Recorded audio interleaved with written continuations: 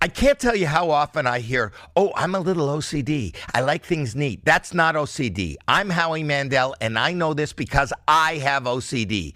Actual OCD causes relentless, unwanted thoughts. What if I did something terrible and forgot? What if I'm a bad person? Why am I thinking this terrible thing? It makes you question absolutely everything, and you'll do anything to feel better. OCD is debilitating, but it's also highly treatable with the right kind of therapy. Regular talk therapy doesn't cut it. OCD needs specialized therapy. That's why I want to tell you about NoCD. NoCD is the world's largest virtual therapy provider for OCD. Their licensed therapists provide specialized therapy virtually, and it's covered by insurance for over 155 million Americans. If you think you might be struggling with OCD, visit nocd.com to schedule a free 15-minute call and learn more. That's nocd.com. Does it ever feel like you're a marketing professional just speaking into the void? Well, with LinkedIn ads, you can know you're reaching the right decision makers. You can even target buyers by job title, industry, company, seniority, skills. Wait, did I say job title yet? Get started today and see how you can avoid the void and reach the right buyers with LinkedIn ads. We'll even give you a $100 credit on your next campaign. Get started at linkedin.com/results. Terms and conditions apply.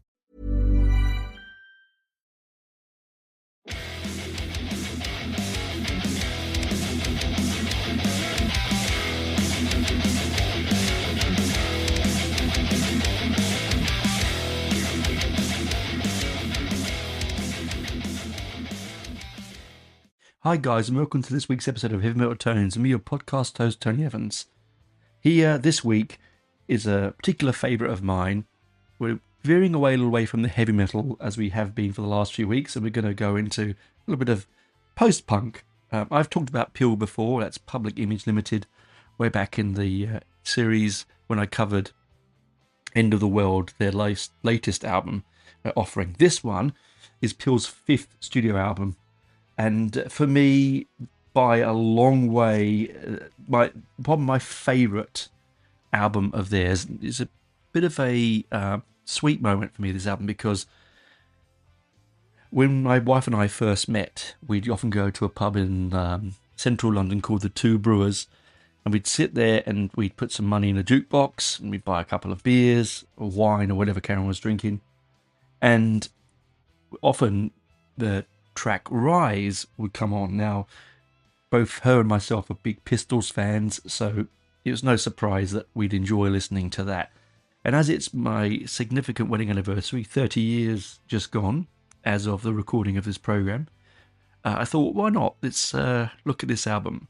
Now, if you've ever wondered, like me, if you've ever wondered what would happen if you took the voice of the generation, a voice of the 70s, a voice of a movement, possibly the most iconic voice in rock history, mixed it with some, funk, blues, jazz, rock, and prog, and musicians, what would you get from it? What would happen? Well, this is what would happen if you mix those two things together. You make Peel's most accessible album. This is Album. Nothing surprisingly creative in the title, but I actually quite liked it, the concept. It's called Album if you buy it on vinyl.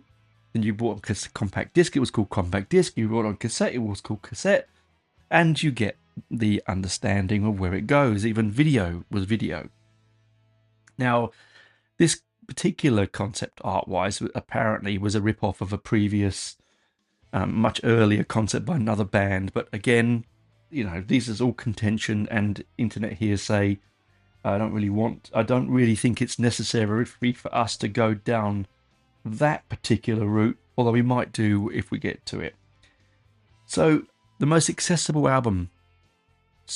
John has left the Pistols in 78, off to form Peel, made some really interesting and cacophonic noises, some atonal fusion, some listenable, some very listenable, some almost unlistenable music, made with his very good friend Keith Levine, God rest his soul.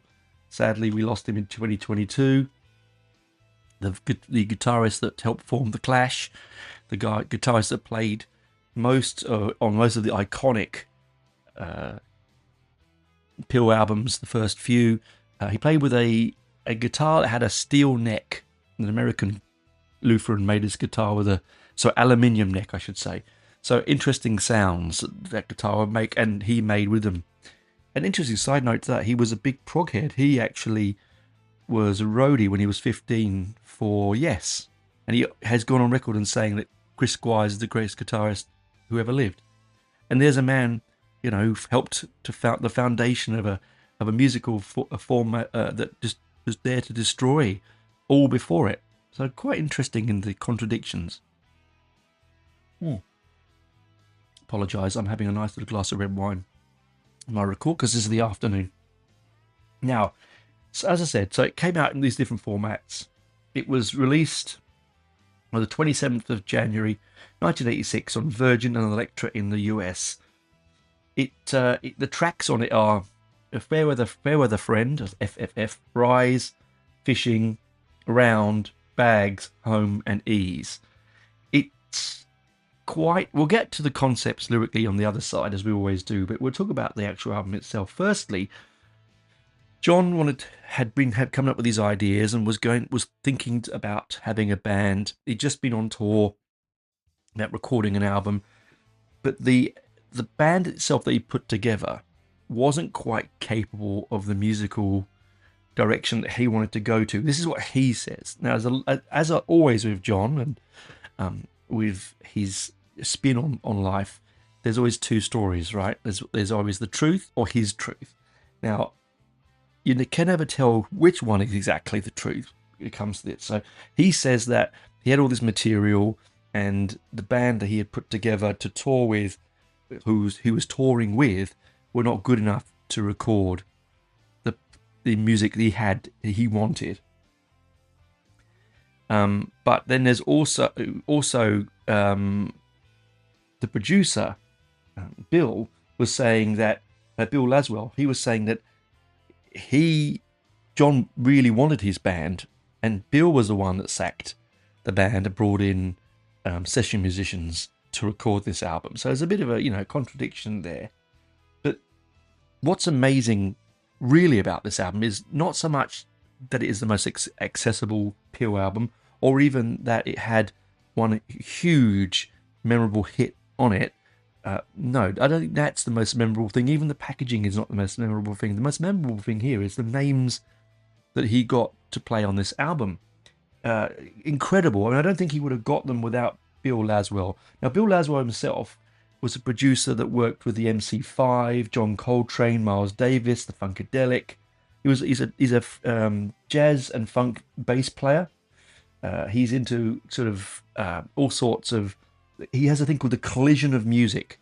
So he likes disparate types of bands and music joining to make a different sound, like, say, hardcore punk with, say, disco. That collision of sound. And he brought together with him quite an eclectic people on there.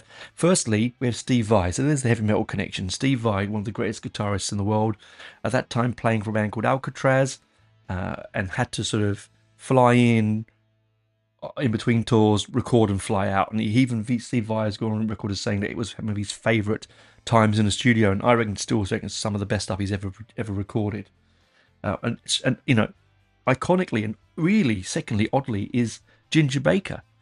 Ginger Baker, the Ginger Baker of Cream, is on the album. Again, Vai and Baker, along with other members, are only on certain tracks and on every track. But it blows the mind that someone like Ginger Baker and Steve Vai would be on a Peel album. Considering that, not that long ago, maybe 86, so 8-9 years previously, he was saying, destroy everything, break the system, destroy, pull it all down. So really, really, really fascinating. And of course, you also have on here Tony Williams, who is a drummer. So he's on the other parts that Ginger Baker's not playing. He's a blues drummer, a funk drummer. He's been around a long time in the session areas in America. He's been with a lot of different people. There's also Richie Sakamoto, the Yellow Magic Orchestra, in there, which is amazing. Bernie Walkwell, American keyboardist, producer, founding member of Parliament and Funkadelic Collective, and also worked with Jack Bruce, Talking Heads, and so on. It's sort of quite and one of the influences of hip hop. So, John has gone on record as also saying that he invented hip hop, but John would say he invented drinking water if he could. I love that man to bits, but sometimes he likes to speak out of tune a little bit. Hey, I'm going to go because he's wonderful. Of course, Bill himself also had producer, has a band.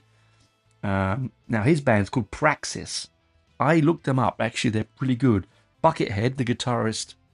Those that know about heavy metal know who Buckethead is. He's a heavy metal guitarist. He's played with lots of people, but he plays with a Kentucky Fried Chicken bucket on his head with the holes cut out so he can see out.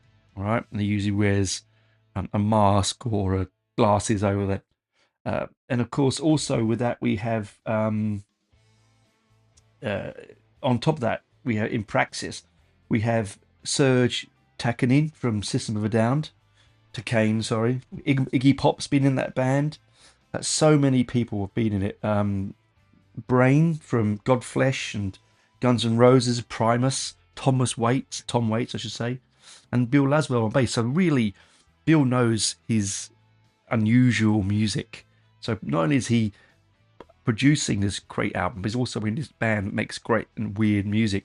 I mean, he's done a whole record where it was just him quoting William S. Burroughs' The Naked Lunch to music. That alone says, hello, sign me up. I think it's just a little bit different, which I think is a wonderful thing. Now, it's a little bit... Some people who love early Peel, who went from the punk to Peel, find this album. I've read pieces that people they find it a little bit too poppy, too easy, too accessible. Look, you can't always have extreme noise. Sometimes people do want to use their musicality, and you do get this on this album. I mean, when he went from the Pistols to Peel, there's a few tracks on the first album where he sounds like guitar parts that Steve Jones would have played. And then he suddenly, Def Disco and Annalise and things like that, which are sort of these atonal screechings and meanderings through one man's mental breakdown, it feels, in John Lydon's mind, because he's always had a bit of a twisted and artistic mind. But this album, as I said, is accessible. There's nothing wrong with accessible. I mean, it reached number 22 in the charts. The single got to the album got to number 10. The single Rise off it got to number 22. Everyone who knows their 80s music will, one time or another, have heard Rise as a single. We'll cover that when we get to sort of the other side and talk about the tracks. But I find this one sort of a bit of a release. When you listen to the first 3 or 4 albums, you do have to work to get them. Here, I feel that lyrically, John is riffing on a lot of things, but secondly, he's also really on point and very John at the lyrical point. The music itself is at points very beautiful, very poignant, very electronic, very I don't know, not beautiful is the wrong word, but very aesthetically pleasing orally, if you know what I mean. But the recording techniques that were done for this album, they recorded the drums for Rise basically they were recording the huge warehouse that was owned by the record label and the producer, and they put Tom Williams drums in a empty elevator shaft and recorded him in there. So that's how you get that sort of echoey distant, sort of harsh sounds. It's not done through any MIDI or anything like that. Although they did use early Fairlight on this. So a Fairlight is a like a very early synth. Peter Gabriel was one of the first ones to have one in the country, because at that time in the 80s, because they were hundreds of thousands of pounds. They were extremely expensive. But John, they did use, I think they borrowed it to use it on some of the samplings in the background here. I think on Fair Weather Friend, there's a little bit going on there. But each track itself, as I said, not all members are on each track, but I will try and, if I remember, tell you who's on who, or significantly on who's on who when we get to them, because again, it's nice to know who's doing these things when you put the record on, because you go, oh, and I mean, if you've got a keen ear, you're going to pick Steve Vai all the time. You're going to pick him up all the time, because he's got that particular sound that he had in the late 80s and early 90s. And just backing on that conversation we had earlier about the session players, one of the reasons is also that Bill was trying to talk John out of the band and getting his own session musicians, is that an inexperienced band will take a lot of time up in a studio. Session musicians will get that done really quickly and as cheaply as they can, because they've got other jobs they want to get to, and so therefore it works out a little bit more economical to get a session band in to do exactly that. All right. And John, John said that he wanted someone like Steve Vai to come in because he wanted accuracy. His big thing was, I don't care about content so much. I just want to be accurate to myself, to my listeners, and to my concepts. Otherwise, it's failed and bad work. And he said bad work for him is really annoying. I just don't need it. But of course, he is a delicious contradiction unto himself. And anyway, there was a lot of hard words exchanged between John and the band, moving them on. It wasn't pleasant, as you can imagine. And when the smoke settled and it all got made, it's a modern classic. It is an absolute modern classic. Now, as I also said, Ginger Baker, this is a very interesting little bit. Back in the late 70s, early 80s, 81, NME ran an article once, and jokingly on April Fool's Day, saying that Ginger Baker was going to join the John Lydon's Pill. And 5 years later, he did, but only for one album. But it's an interesting sort of funny how they were making jokes out of Ginger Baker would do that. And then he did. I mean, Steve Vai has also has said that John has asked him, would you like to join a band? Like, let's do this permanently. It's so good. And Steve wanted to, but having commitments with Alcatraz and things like that, he really couldn't. But can you imagine that band going forward? This album going forward would have, something slightly different would have been unbelievable. Yeah, there is and also with that artwork, remember I said to you the artwork, in California there was a band called Generic Flipper, and they did an album cover that said album, yellow on a white background, yellow background with like retail kind of writing on it. And they released a live album called Public Flipper Limited Live 1980 to 1985, just to get back at them. So that one I just realized, I just looked it up. I thought I would just edit this in because I thought it was really interesting. So nothing is truly original. You know what I mean? Nothing is truly original. So recording in late 85 in New York with, as I said, Tom Williams and Ginger Baker and Steve Vai and in different studios. Steve Vai recorded in Electric Lady Ann Studios and in Quad Record Studios. Ginger Baker and Tom Williams recorded at the Power Station, which is owned by, I said, Bill. And Bill Laszlo on bass and some vocal parts. He's on Fair Weather Friends, Home. Steve Vai's on Fair Weather Friends and Ease. Ginger Baker's on Fishing, Bags and Ease, and Tom Williams is on Fair Weather Friends, Rise and Home. Now, You're never going to remember that, so I will try and tell you that when I get to the other side and we go track for track. I'll mention it then. But that's enough for me. This is a quick potted history of the band and the album itself. So imagine, it's 1986. You've gone and bought the new Peel album, probably off the back of the first single, Rise, which was an absolute corker. I don't think he was writing it to write a single. That's just not John in general. But I think he was definitely looking at writing something more accessible. And it has been described as new wave with a discordant disco underbelly, which I think I really like. It's also an album lyrically that doesn't really know where it's going, but when you go on it with a ride with it, you can understand where John was at that particular time in his head.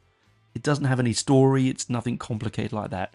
It's 6 tracks of just well written, interesting, and modern music. I think it well ahead of its time. 7 tracks, well ahead of its time. And I think there are a lot of albums that we listen to going forward into the late 80s and early 90s that paid a lot of homage to this particular album.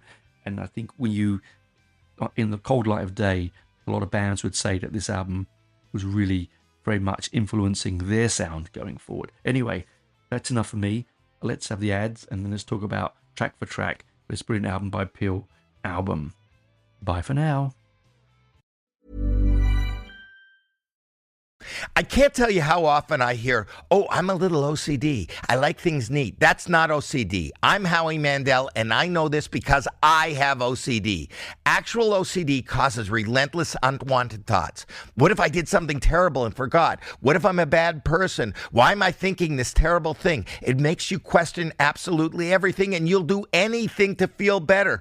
OCD is debilitating, but it's also highly treatable with the right kind of therapy. Regular talk therapy doesn't cut it. OCD needs specialized therapy. That's why I want to tell you about NoCD. NoCD is the world's largest virtual therapy provider for OCD. Their licensed therapists provide specialized therapy virtually, and it's covered by insurance for over 155 million Americans. If you think you might be struggling with OCD, visit nocd.com to schedule a free 15-minute call and learn more. That's nocd.com. Brace the rudders! Raise the sails! Raise the sails! Captain, an unidentified ship is approaching. Over. Roger. Wait, is that an enterprise sales solution? Reach sales professionals, not professional sailors. With LinkedIn ads, you can target the right people by industry, job title, and more. We'll even give you a $100 credit on your next campaign. Get started today at linkedin.com/results. Terms and conditions apply. Welcome to It Takes Energy, presented by Energy Transfer, where we talk all things oil and natural gas. Oil and gas drive our economy, ensure our country's security, and open pathways to brighter futures. When it comes to meeting the world's energy needs, more is better. What we mean is our world needs a wide range of energy sources to meet our increasing needs. Just wind or solar won't get us there, as the sun doesn't always shine and the wind doesn't always blow. With our growing population and the increasing use of energy-demanding technologies like AI, reliability is key, and the reliability of natural gas is unmatched by wind and solar. That doesn't mean we all can't work together, but natural gas is vital to ensuring we meet our energy needs. Look around, and you'll see the essential role oil and gas plays in our lives. Our world needs oil and gas, and people rely on us to deliver it. To learn more, visit energytransfer.com. Acast powers the world's best podcasts. Here's a show that we recommend. Hi, I'm Frances Fry. And I'm Ann Morris. And we are the hosts of a new TED podcast called Fixable. We've helped leaders at some of the world's most competitive companies solve all kinds of problems. On our show, we'll pull back the curtain and give you the type of honest, unfiltered advice we usually reserve for top executives. Maybe you have a coworker with boundary issues, or you want to know how to inspire and motivate your team. No problem is too big or too small. Give us a call and we'll help you solve the problems you're stuck on. Find Fixable wherever you listen to podcasts. Acast helps creators launch, grow, and monetize their podcasts everywhere. Acast.com.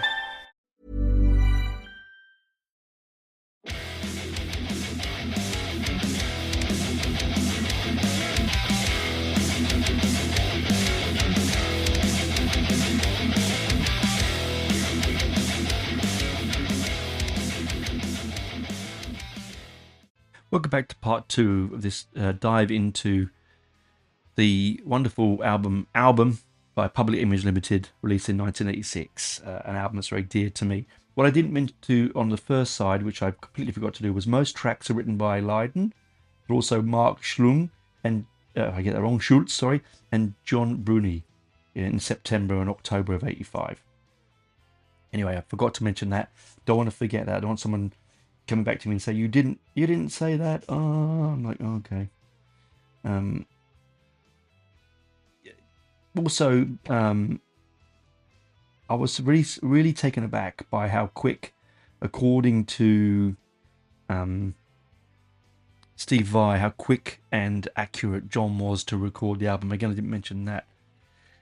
He said that he flew in, did his job, and John would come into the studio and go, this is exactly what I want. That's exactly what I need. Don't do anything else. Leave it that way. This is brilliant. This is a giant step for all of us. And I think that's a wonderful thing. Apparently, also, when Ginger came in and played on his parts, John was, again, also enthusiastic about that.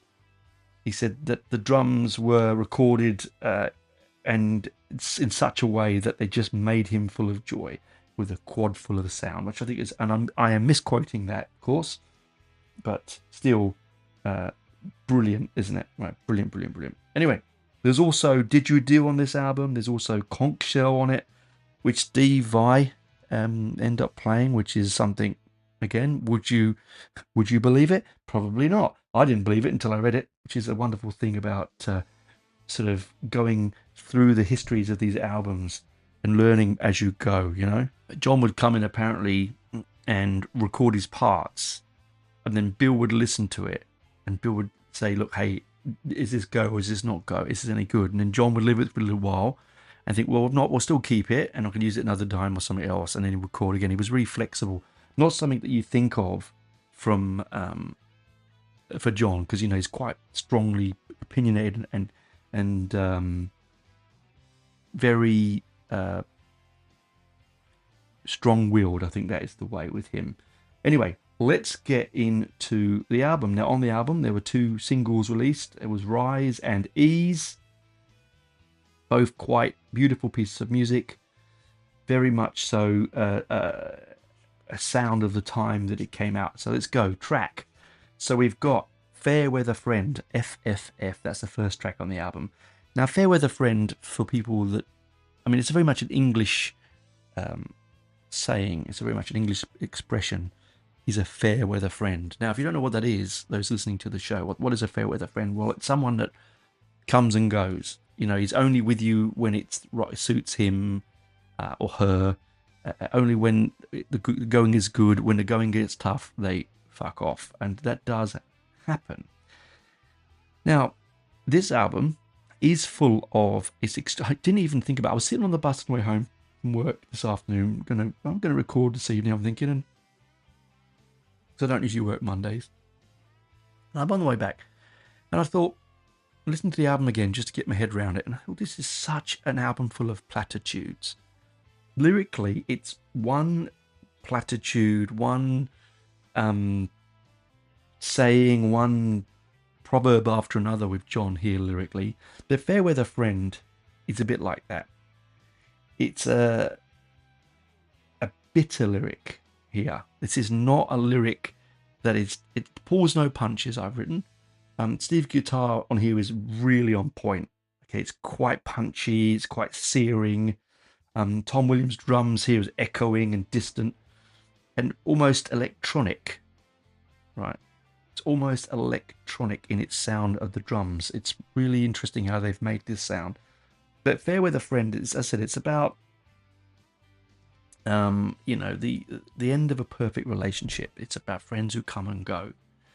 And I, as an opening song, this is a song that it's catchy. And I didn't say this as well before, but everything on this album just seems catchy. I find myself walking around singing the lyric to Fair Weather Friend, because it just gets right under your skin. So, it's got things like here: senseless reasoning, you believe what you want to believe, farewell my fair weather friend, on you no one can depend, bad times they must end. But it's a really brilliant lyric here. There's a wonderful line in this song that I find the way that John plays with words, the way he dives in and out of the English language is something only he could do. And this 4 5-letter phrase, 5 word phrase is just something that I can't quite explain how wonderful it is. Like here's the lyric. He goes, for you that's what it will be. Honestly to you is an arbitrary. And he goes, and the one I like here is, logic is lost in your cranial abattoir. Shallow, empty inside, sly-witted, full of snide. But logic is lost in your cranial abattoir. What an abusive thing to say to someone, but in such an acerbic and acidic way that only John can do, right? And it is really sing-along. Farewell, my fair weather friend. He says it, and again, it's got these sort of interjections, these sort of 80s style stabby interjections that you get musically in things like, you may not be, be your head around it, but things like, who am I trying to think of? I'm thinking of. 1 second. Excuse the pause. I had to look out my phone because my brain went blip.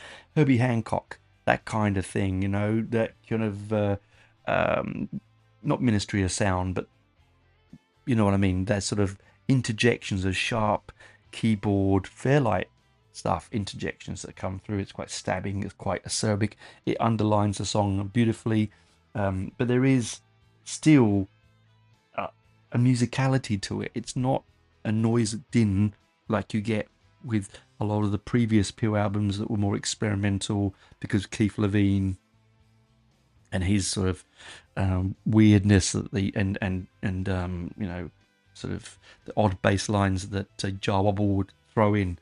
But then we get to the end of Rise and end of Fairweather Friend and jump straight into Rise. And we rock into Rise with the chorus of Fairweather Friend playing backwards for 3 refrains, and then it stops and suddenly you get that brilliant drum beat and that sort of cymbal work, and it brings you into that sort of soaring piece of music, which is Rise. Again, written predominantly the drum part. This is Tom Williams here, written in that elevator shaft. Lyrically, it's about John wrote it about the apartheid and Nelson Mandela, which was at that time, Biko and all that stuff. It was getting really it was in the news. People were thinking about it, the horrors of apartheid, but also the horrors of the Irish Republic, things that were going on over in Ireland during the campaign there, the Troubles in Ireland. It's quite a cold and distant piece of music, but it's also uplifting and interesting. It's really clattery and beautifully addictive. It's quite punky in its way, right? The brilliant lyric, the written word is a lie. I could be black, I could be white, I could be rich, I could be poor, I could be right, I could be wrong. Those sort of non-rhyming stanzas that just shouldn't be there. It feels almost incongruous, but when you hear the lyric, it really does. It does grab you a lot. It really does. It's very much. You can see why it was such a popular single. I mean, the term, the lyric in it, "May the road rise with you," is an Irish saying. Well, it's a bastardization of an Irish saying. But it is a famous Irish saying that basically says, may the world always come up with you. May you always walk into the future and into good luck.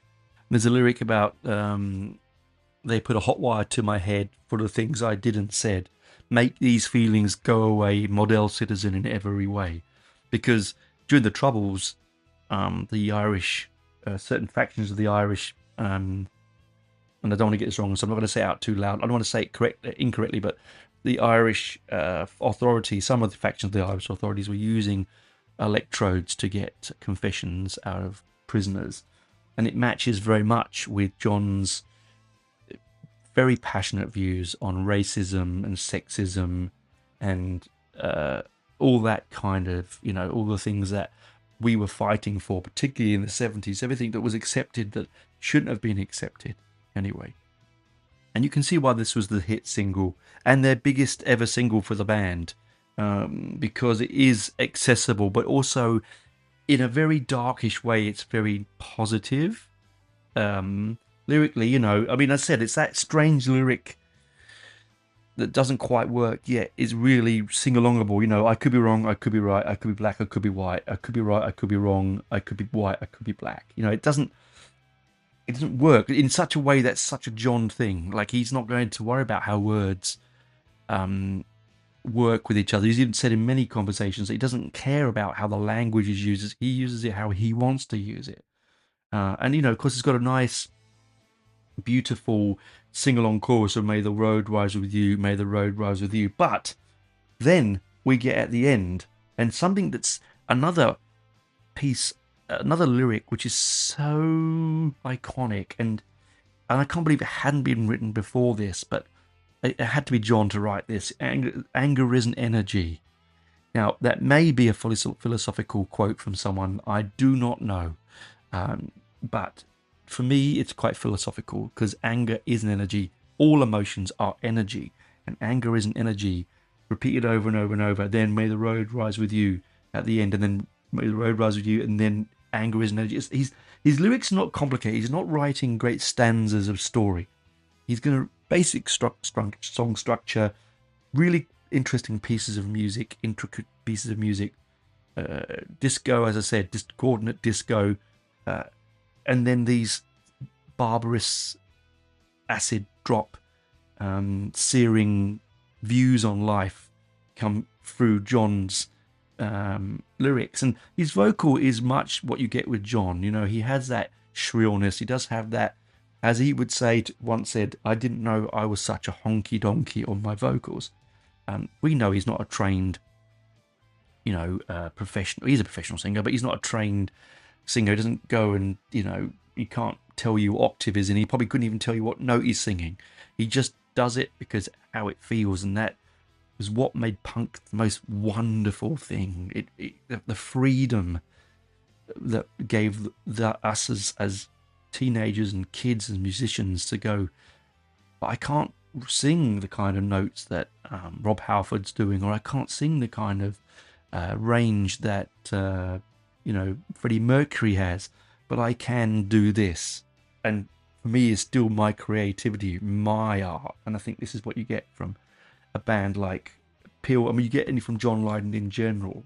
But Rise is a great single. As I said, got to number 22. It's a song that was on a jukebox when my wife and I were first dating, and it means a lot to me. And every time I hear it, I do go back into that little place that makes me happy. And that's what music is all about, is it not? And then we move on to Fishing. Now this has Ginger Baker on drums. It follows on musically. The theme, the music motifs in this album don't really change. The musical motif track to track, it could almost be one piece of music here. But it has this sort of, it's really tight in a way that Ginger Baker I would never explain would be. Ginger Baker to me is a jazz musician through and through, one of the greatest drummers of all time, and splashy, open, melodic. He's a true musician, but here I think that this Ginger really brings his style and his experience to this particular track. Right. It has a real 80s metal guitar solo in there. The mix is quite forward. John is verbally very John. You know, he's rolling his R's. He's really playing the part. It's really catchy, and I can't stop singing. And again, I can't stop singing the chorus to this song.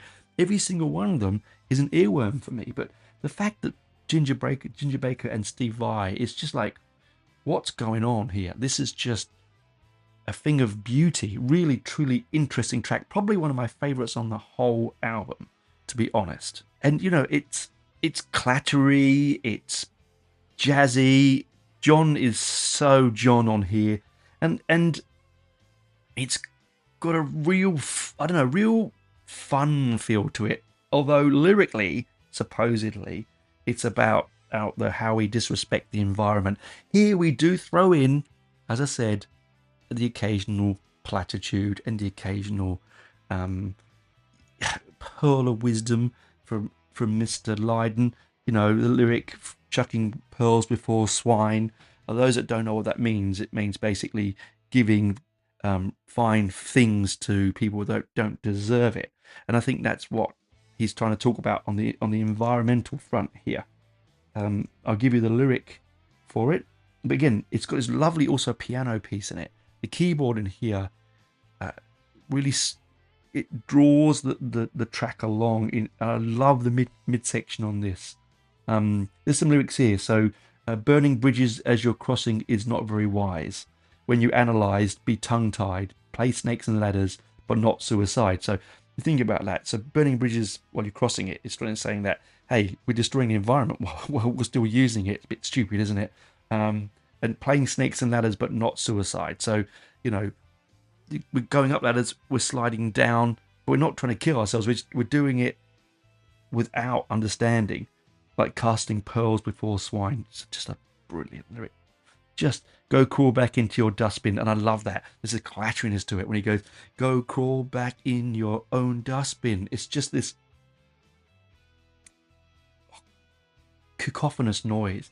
From you expect that lack of respect, to be shy, to be sly, not one of a kind, pretty picture, bad frame of mind, like casting pearls before swine. That's just to be sly, not one of a kind, pretty picture, bad frame of mind. So, you know, you're not individual, different. You're just sneaky, and you're just in the wrong headspace to own this beautiful planet. It's just a wonderful. And the way this finishes, you know, it's got this lovely sort of vocal bit where he says, these attitudes, these dizzying heights, these bottomless pits, these sweet delights, like me, you're unlike me. That's another lyric I love. I love these words. You are unlike me, like me. What does that mean? What? You're unlike me, like me? Does that mean I don't know what I am. I'm unlike myself, and you're unlike yourself as well. It's so deep, but yet so beautiful. Under surveillance, sweet subservience. I think you're stupid, but you're worth the mention. People who need people are the stupidest people.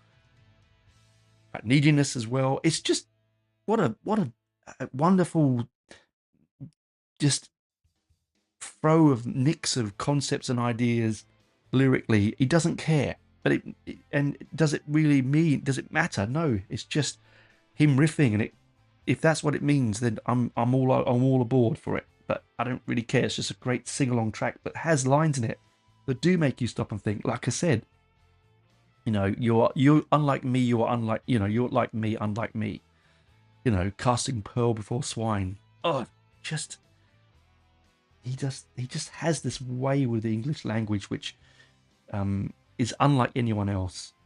And of course, they said that there's a beautiful keyboard piece that sweeps you in, and it almost takes you away from the concepts of the song and some of the bitterness of the lyric. It's quite dizzying. The singing chorus as well. There's a lovely chorus that's sung along chorus on here. It's just brilliant.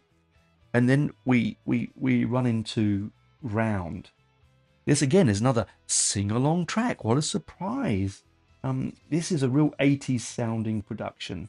You know, the drums, again, they follow that motif that we've had before. The bass here takes control. Unlike all the other tracks, I think the bass really jumps in over here was previous albums with Peel, because Jar Wobble was such a great bass player. He often was very, and they were very into dub and reggae. It was a really underlying part of the sound. Was this seems a little bit of a departure from that. John's vocals are on this are bitter, and they are on track. You know, he's just an institution. You know, he doesn't follow people. People follow him, if you know what I mean. The harmonies on here, the double tracking of the vocals, or even triple tracked at some point. The guitar sound here is sad, laconic, and melancholy.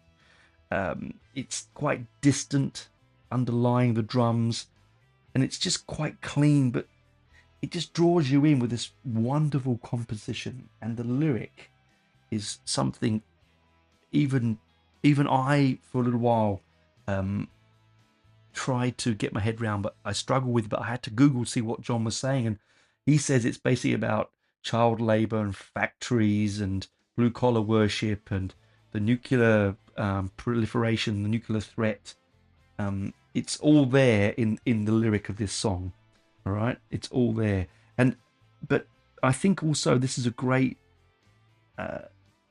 It's just a really good follow-on track from Fishing, because we've gone from an environmental concept to a man-made destruction.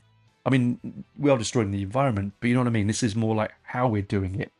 And lyrically, it just goes... I love it's very sing-along, because it opens with round, round, round, around, run, round. And he's just running in circles. Just running in circles. Well, of course, we've always had it in us. For a million years, sleeping halitosis. You know, waking up with bad breath. Basically, halitosis is bad breath. I'm not sure how that works. We've always had it in us. For a million years, sleeping halitosis. Deaf ears provide perfect, pure protection. Again, it's saying that we don't hear it, we don't look at it, we're safe from it. You know, putting your head under the blankets. Round, round, round, around, run round. Mushrooms on the horizon. Mushrooms on the horizon. Again, there can only be mushroom clouds, so just nuclear proliferation. Very apt at this moment. Nothing can be something. Ignorance now dominates the season. Cruel fool, idiot and spastic. Dutch courage, talking like an ashtray. See, these are things where John just spits words. They're not always... they're almost like a jazz kind of jazz. They're almost like a jazzy kind of spray, a kind of I don't know how to describe it. More like, you know, like just sort of like a scat kind of, you know. Ignorance could be something. Ignorance now. Nothing could be something. Ignorance now dominates the season. Cruel fool, idiot and spastic. He never cared for it. Doesn't care. He calls a spade a spade. Talking like an ashtray. Dirty mouth. Round and around, round, around, run, round. Mushrooms on the horizon. So he's saying, you know, we're potty mouthed. We don't listen, and we blow things up. How many of you have seen a factory as the boss held high and the children die? Don't lecture here. Don't spit on my life. So he's saying as well, we're also, you know, using child labour to produce things, which is also damaging our precious commodity, which is human life, right? It's just brilliant. It's got that kind of really almost the kind of deriving, if you know, like things like that. It's got this sort of almost gothic sense of surreal darkness to it. It's not a lovely song. It's not an uplifting song.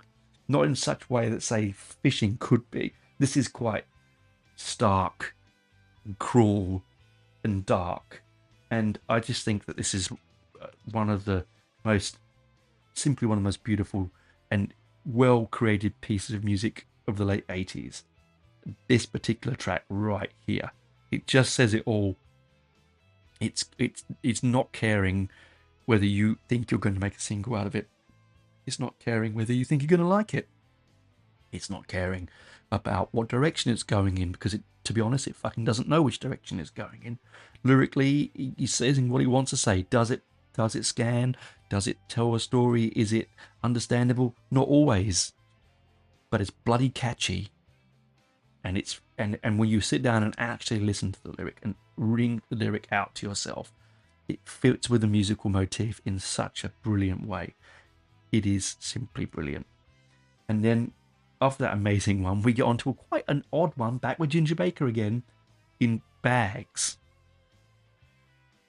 Bags is an unusual one because it has a real throwback sound for me. It's one of the sort of older ones on the album. Not that any of them are pretty normal, but it sort of has a feel of Gang of Four, early sort of Joy Division, sort of the Talking Heads, that kind of angularity that you got with some of the new wave of that sort of the new wave bands.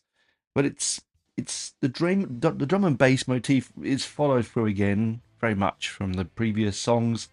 Nothing is really sort of changing dramatically in the music.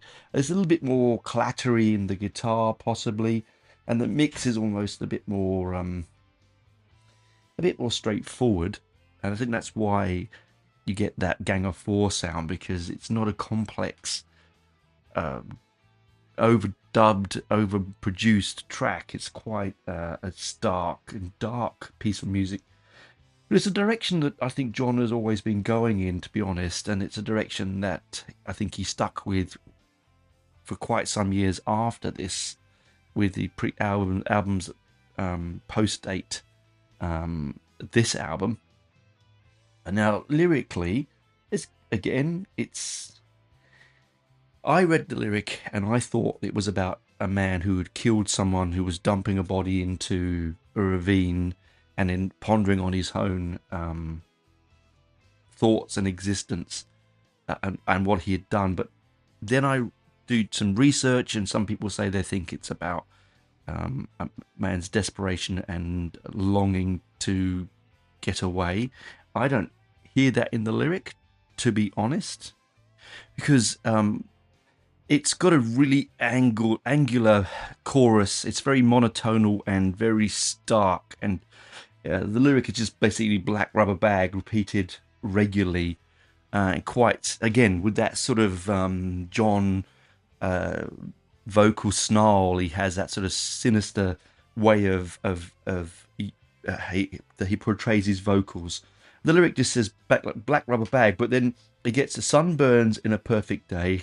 Now smell the air of this perfect sky, silent and sweet, a precious place, desirable shade. Beneath the pinyon pine, drawn by the beauty of my own terror, close to the edge, shallow the void, swallow the void, vultures fly. The Arizona sky, till these telltale signs, bloated body like a TV dinner. Let the deaf move in and let the feast begin. Flock of flowers, desert develops forever blisters. So again, that's John with his kind of obtuse lyrical pointing. I mean, I thought that was of someone standing over about, hey, desirable shade, somewhere to stand. I've buried the body under the pinyon pine. I'm in my own terror. I'm close to the edge, and I'm swallowing the void of terror of what I've done under the Arizona sky. Let the deaf move. That's beautiful, isn't it? Let the deaf move in and let the feast begin. Flock of flowers. Desert develops, forever blisters, after the rain, black rubber bag. And people say that, people reading into that and say, oh no, I think it's about someone standing in and looking into the void of their own sort of self-loathing. But I look at this and I think, well, lyrically, it seems to me, he lives in America. There's a lot of serial killers in America. It just feels that way, that is the black bag or the black rubber bag and the dead body bloating in the sun I don't know, is it a euphemism for something? Is it a picture of something that he's painting? I don't think it's that complicated. I think it's just a stark piece of scary music, quite scary actually, quite dark in its premise, in its simple singularity, just repeating black rubber bag. And I found myself again singing this song over and over and over to myself, and I thought, well, what's going on? Why am I keep doing this? And it's just fucking catchy, people. It's just a brilliant piece of music. Again, stark, angular, clattery, great guitar solo in this. But it has that sort of seesaw edge, that darker, harder edge of the new wave had, sort of post-punk brought to the table from the north of England mainly, in about 81, 81. So that kind of industrial sound comes into here. And it is what it is. And then we get Home. Now Tom Williams is back on drums here. It's quite cold, thumpy, has a brilliant opening sort of jumpy beat to it, particularly in the midsection of the song. And it's got a really great vocal delivery. It's probably one of John's best vocal deliveries on the album. And the guitar is edgy and discordant and constant, and the bass is heavy and drowns out a lot of the time a lot of your thoughts when you're listening to this song. And for me, the key changes are so attractive, so oddly beautiful, attached here with a heavily echoed, distracting lyric, and the production of the guitar here is so nightmarish. It's actually quite a nightmarish soundscape that they're making here on this album, on this particular track, on Home, right? And lyrically, it's again, where do I go with this? Okay, what have I written here? I've written, it's because there's the lyric about in it where it says, better days will never be. I do believe no more, right? Space no more, man. Match bomb for bomb. War is all in fair, man. When the ground is soft with the hot blood, spare no man. Better days will never be. Match bomb for bomb. I mean, again, right? And from lust to dust, it's all fair and war. Beautiful lyric, right? Again, dark. This is a anti-war song. Home, is it called Home because you feel safe at home, and home is where you generally are. You're at your most easy and comfortable at most cases. And so, is it the fact that you don't have control over the future of what you do, what bombs you drop, and what countries you enter war into? Better days will never be. Now, what does this mean? It means we get the best scenes. When politics talk, the ends of power meet. Nice to be wanted, safe and protected. The ends of power when politics talk. And then it's just this great chorus, better days will never be. It's really, again, almost like Gang of Four, that kind of angularity that we got in the sort of, The Wire was another band it reminds me of. Those sort of stark, even early Cure, certainly in that area, like Flowers of Romance that John Lydon was in. A little bit of that discordant coming through from the early Pure albums. But it does really say, it says what it says in the lyric. It's not hard to disguise what this is. This is an anti-war song. And it's right at the end when it just ends, no weak pity, no charity, no weak pity. From lust to dust, all there is war, home sweet home. It's really, you have to remember, this is a time, late 80s, so mid 80s then, we were all still thinking of the Cold War. Many a time that I would go to bed worried that I wouldn't wake up in the morning because someone had pressed the button. We had adverts on the TV. If it wasn't AIDS, it was nuclear obliteration. There seemed to be no positives, in Thatcher's Britain. It felt that way.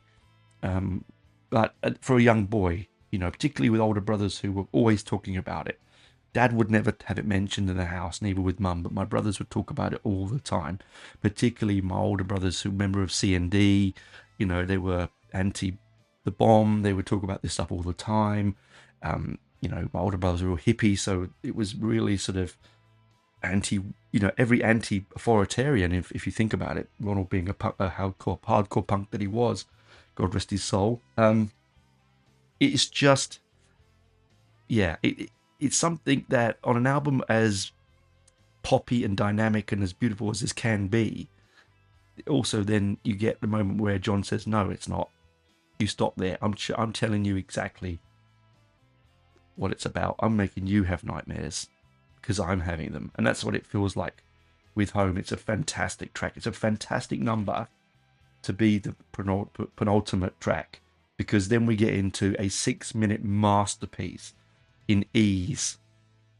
It is a difficult yet beautiful, despondent, and interesting piece of music. That it starts off with the sort of a didgeridoo. I think it's a shamisen, a Japanese instrument.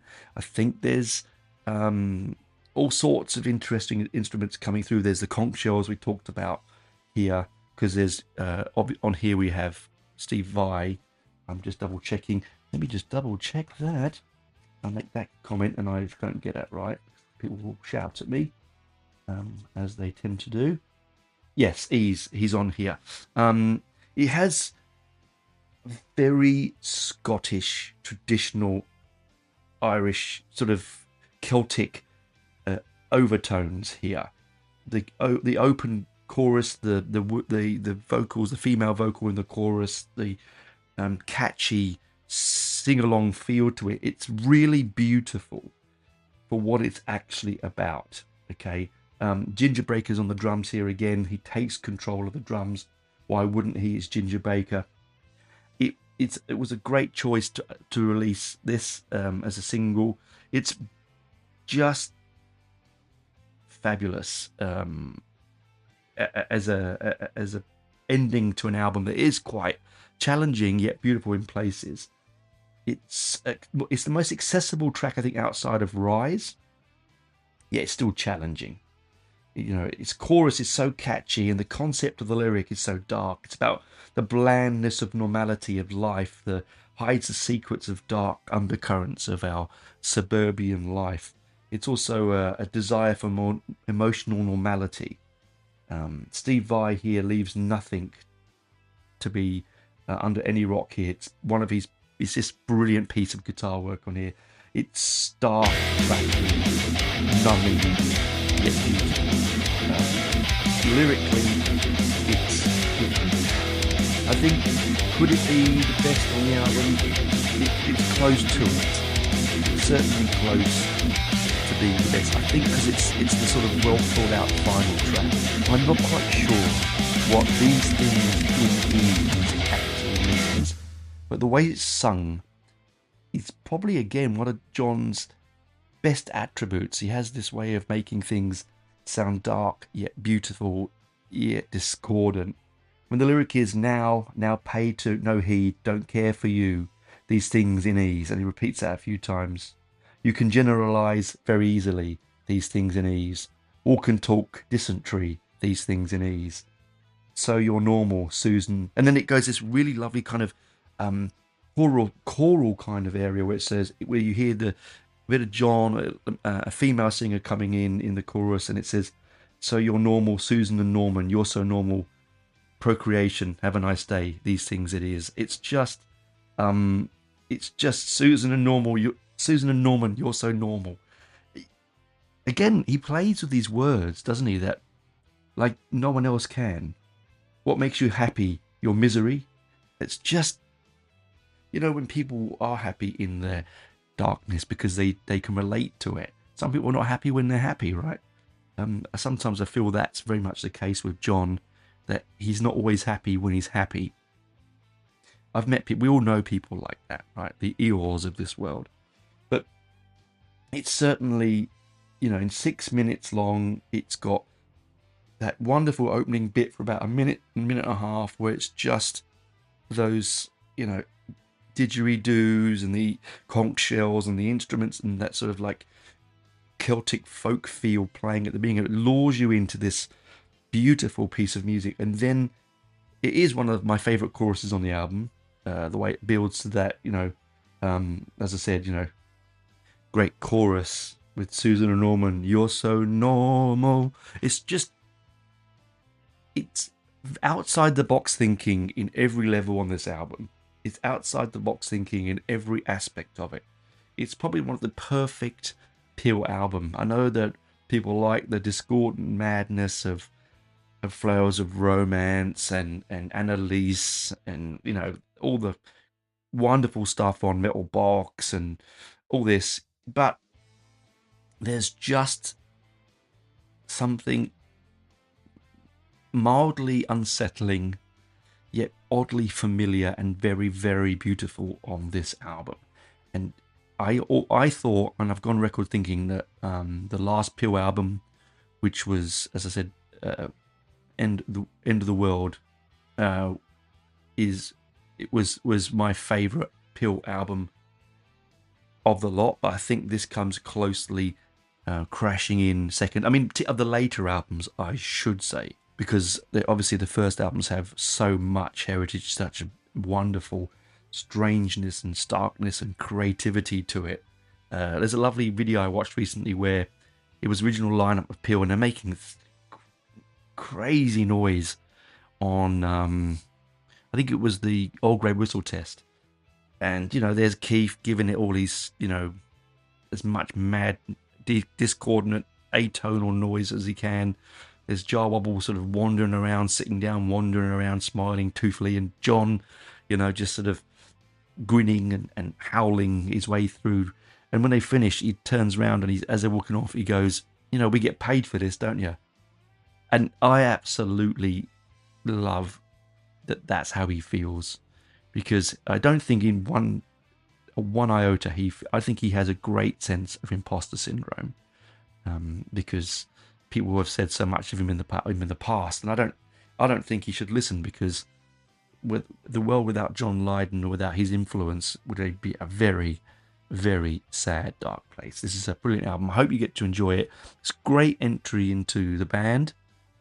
If you're not a Peel fan or you're not sure, this is an album that I'm absolutely positive you'll enjoy. Please do like and subscribe. Please do swipe up on Spotify if you're there and leave me a review or some stars, 1 to 5. It all helps. I really need some more ears on the old pod. It would be great for me and for the audience, and so I can share it more to the world. And if you do feel like coming over and paying $2 a month, we do have ad-free episodes on Patreon. That's patreon.com/heavy metal tones. Patreon.com/heavy metal tones. There's a load of videos on there that I release regularly on YouTube, but this is an easy access place to grab them. There's also some behind the scenes stuff. Anyway, it was nice chatting about this album. I've really enjoyed it. Thank you for listening. It's a long one, but hey, well worth sitting in, I think. Go listen to the album and let me know what you think. More importantly, let me know what you think. Bye for now. I'll talk to you next week, actually. Bye for now.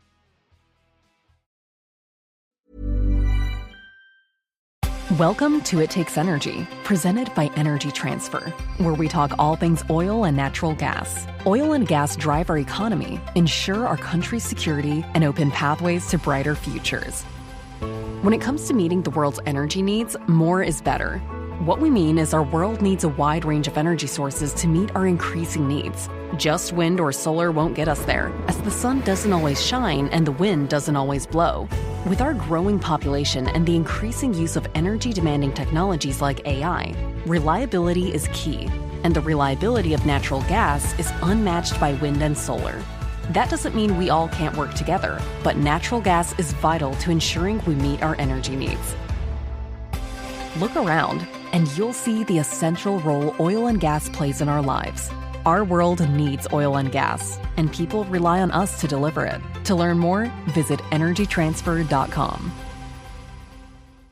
Ryan Seacrest here. When you have a busy schedule, it's important to maximize your downtime. One of the best ways to do that is by going to ChumbaCasino.com. Chumba Casino has all your favorite social casino games like spin slots, bingo, and solitaire that you can play for free for a chance to redeem some serious prizes. So hop on to ChumbaCasino.com now and live the Chumba life. Sponsored by Chumba Casino.